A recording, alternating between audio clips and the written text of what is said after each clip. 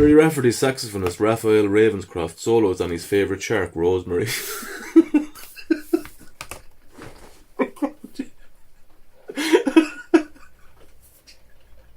How can you use a shark as a saxophone? What's the crack? Welcome back to another episode. My name's David, I'm the Irish Guy Vlogs, and today I'm going to be doing something a little bit different. My normal videos are usually like travel videos or filmmaking or just kind of random videos throughout my days, and this is yet another random video. So when Cecilia was here in February, I picked up this book, and it's called 100 Facts About Sharks. Like, it looked really interesting, but I only looked through it for a few minutes because Cecilia was here, and, you know, I just wasn't really interested in reading the book. So I put it away, and I found it earlier on, and I thought, you know what, this would be a good book to do a review on. So yeah, let's jump into it. It's by David Doherty. He's an Irish stand-up comedian. I'm not sure if Claudia Doherty is related to him or Mike Ahern. I don't know these people. I haven't really researched this. I only know that David Doherty is an Irish stand-up comedian. So yeah, on the front, obviously, you'll see a very rare photo of a shark doing acrobatics, and his trainer there in the background. I think it's actually a really rare photo. It was taken from the ancient shark archives, or the sharkives as they call them. Yeah, so let's just, oh, that's cool. 100 facts about sharks. Okay, shark party. Fact number 1. Reef sharks are the only animals other than humans that celebrate birthdays. A party of reef sharks wait to surprise their friend. Note, jellyfish birthday cake. Oh man, that's hilarious. Oh, that's brilliant. Look, and they're just chilling, just like, hey, there's Kevin, just wait. 1, 2, 3, surprise, because you messed it up last time. Okay, fact number 2. Danger money.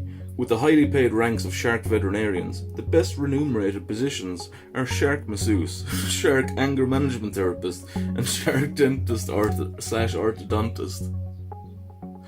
The more you know. A shark dentist fits dentures to an elderly first shark. That poor shark. Just the thought of an old shark, that makes me really sad. It does, like an old shark that needs new dentures. It's like, that makes me sad. Okay, here's number 3. Basking for trouble. The basking shark swims close to the surface with its mouth open, filtering plankton from some 6,000 litres of water per hour. That's a lot. Inattentive swimmers occasionally veer into the path of this gentle giant, for a moment they may find themselves lodged between its jaws before being sneezed out again. These rare occurrences are reckoned to be the basis of most of the 35 mermaid sightings reported globally each year. Have you ever seen a mermaid? Are you one of the 35? Yeah, it's the recording. I thought I wasn't recording there for a sec. Okay, I'll just look through random ones. Oh, that's a goblin shark. I know that's a goblin shark because it terrifies me. They're just scary. Oh, you're never as ugly as a goblin shark. Well, you haven't seen me on a Sunday morning. Let's just say that. Okay, fact number 13. The goblin shark. The goblin shark has been scientifically proven to be the ugliest living creature. Therapists often use pictures of the goblin shark to give prospective cosmetic surgery patients a sense of perspective.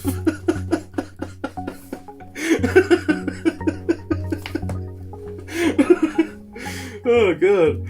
Mary, come in now. Look, I know now you're thinking of getting the nose job, Mary. You're thinking of getting the nose job, but no, just look at this fish.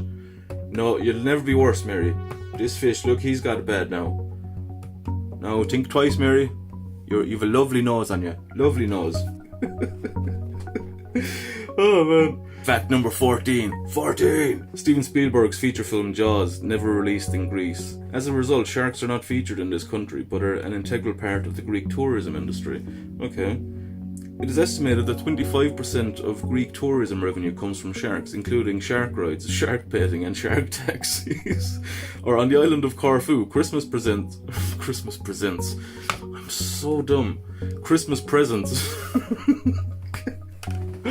I can't even read. On the island of Corfu, Christmas presents are delivered not by Santa Claus, but by Ozzy, the great white shark of generosity. Jesus.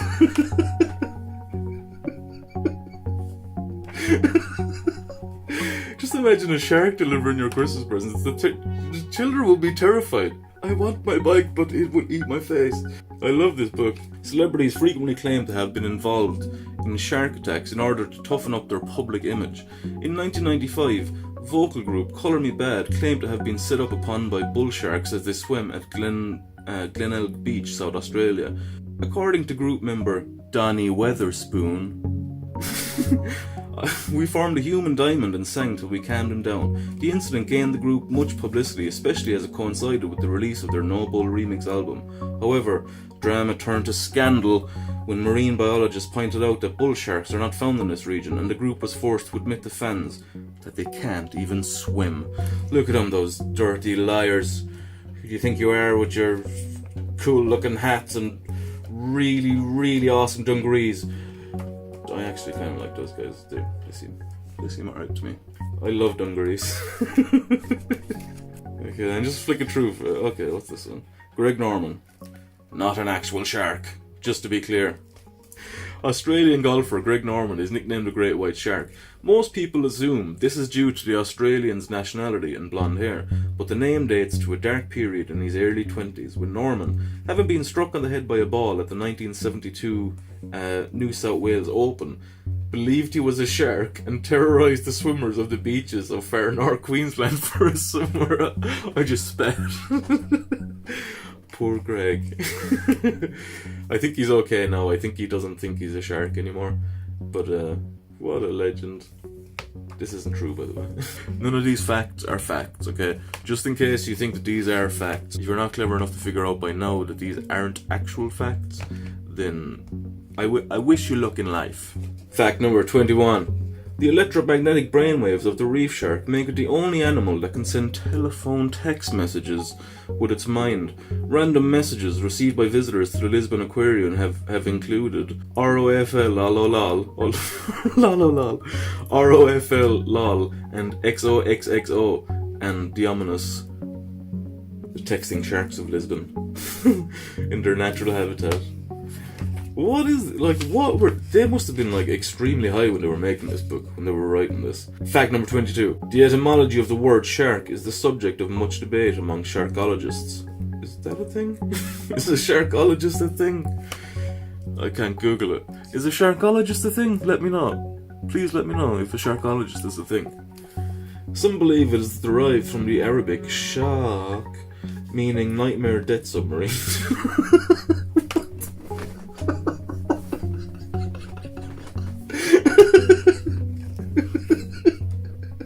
It just creeps up on you because it's written so well.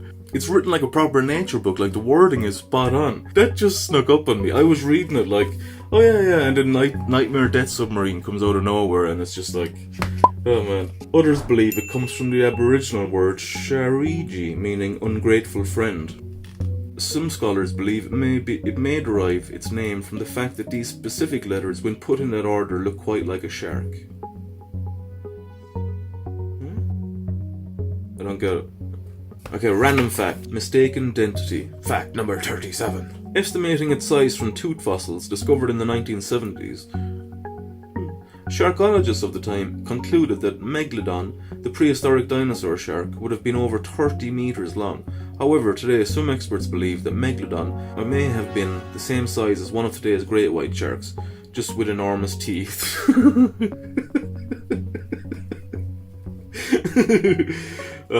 That's actually a good theory, I think. I think that actually is a good theory, because if you think about it, over time, the evolution would have made the teeth smaller and sharper and just more pointy. If it's being refined down to being the perfect killing machine. So that actually might be a good theory, I think, maybe, I don't know. Artist's impression of the Megalodon. This book is hilarious. 9 out of 10 shark attacks take place in water. Did you know that? The other 10, the most common scenarios, are on the decks of fishing boats, stuffed sharks falling from their mountings and crushing people in museums, and people falling out of bed during shark-based nightmares. The poor guy is after cracking his head because he dreamt that he was being attacked by a shark. Okay, random fact. Okay, moving on. Okay, mocking the week. In Ivory Coast, Shark Week. really need a drink. Fact number 48. Bread and butts. Between 1962 and 1968, all hot dogs sold at Yankee Stadium were made from shark meat. Pig numbers had rapidly decreased along the east coast of the United States as a result of an outbreak of blue-eye disease.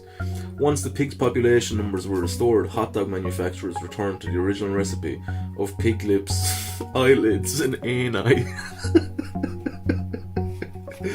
Much better. I'm glad they got back to the old recipes because, you can't be eating fish. Listen, I don't like my hot dogs with fish in them. I prefer my hot dogs with pig's lips, eyelids, and anus. Okay? Okay? This book is just so random. Oh man, okay. Okay, I'm trying to find short ones, because I like the short ones. What the Fact number 57. Smooth comparator? Smooth comparator. Blowing into the mouth of a recently deceased mako shark produces a sound remarkably similar to that of the alto saxophone. What the By controlling the air pressure through the gills, the pitch can be altered. The refrain from Jerry Rafferty's 1978 hit Baker Street is played on a mako. It's you know that song bum bum bum but a little lamb. Bum bum bum bum. Oh man, I'm crumbling here because my reading is so bad. Jerry Rafferty's saxophonist Raphael Ravenscroft solos on his favourite shark, Rosemary.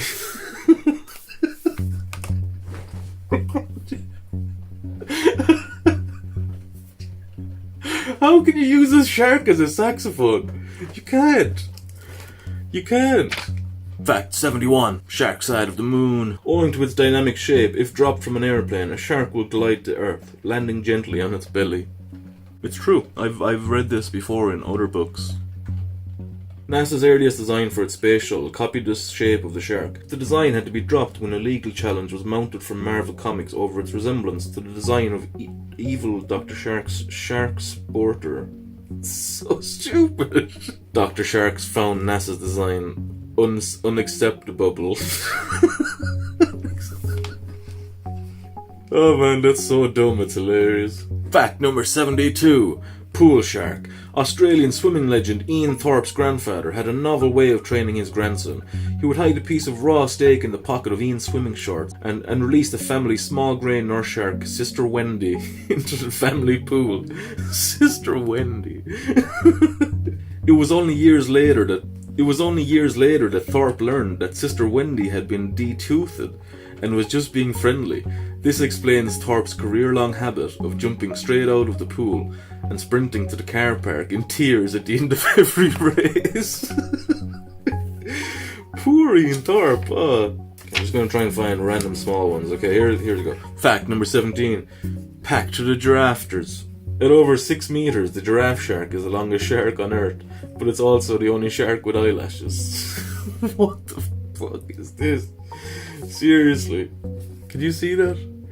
What is going on? And fact number 20. Smirky water. Sharks are the only animals with no sense of humour whatsoever. Although they are occasionally glimpsed smiling, this is reckoned to coincide with nostalgic reminiscences about gruesome murders they have committed in the past. See, that's what I think too. I think sharks are just cold-blooded, just like death machines. That's all sharks are, just like swimming death. That's all they are. Oh, there's a Hitler fact in here. Fact number 23. Sharks. Not as bad as Nazis. Hitler saw sharks as nature's embodiment of the Nazi ideal, a ruthlessly efficient master race that ruled the blue planet. A shoal of tuna were dropped into a huge glass tank containing Patrick and Natasha, a pair of 3-meter blue sharks branded with a swastika. The sharks refused to cooperate and instead befriended their tankmates, sharing food and allowing them to ride around on their backs. A furious Hitler later had them taken out and shot. You can see the shark there in the tank. Like this one I actually believe.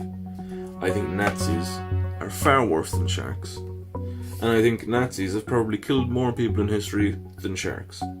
So yeah. Take that, Hitler.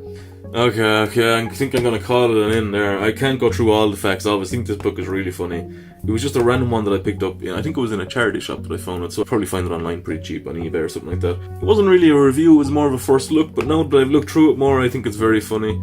I just think it's like complete nonsense, just complete silliness, like, and that's kind of the whole point of the book, you know. I think it's kind of taking the piss out of the fact that we have Shark Weeks and we have like months dedicated to sharks and stuff like that, when there's like so many other animals out there. But sharks are pretty interesting. Just a random book I thought you might like, or thought you might get a laugh out of. Just my first review of like a book, so I give it like out of five sharks. Out of 5 sharks, I'd give it 3.5 sharks. Because it is what it is, you know. It's a book that is made to take the piss out of shark facts, and it does a really good job of that. That's it for me and for this episode. I'll be back next Tuesday with another video. If you're new to my channel and you like my videos, you like what I'm doing, feel free to subscribe down below. If you like this book, if you'd seen this book, or if you've read it in the past, or if you just love sharks and you just want to tell me how awesome sharks are, then let me know in the comments down below. Thanks again for watching. Goodbye.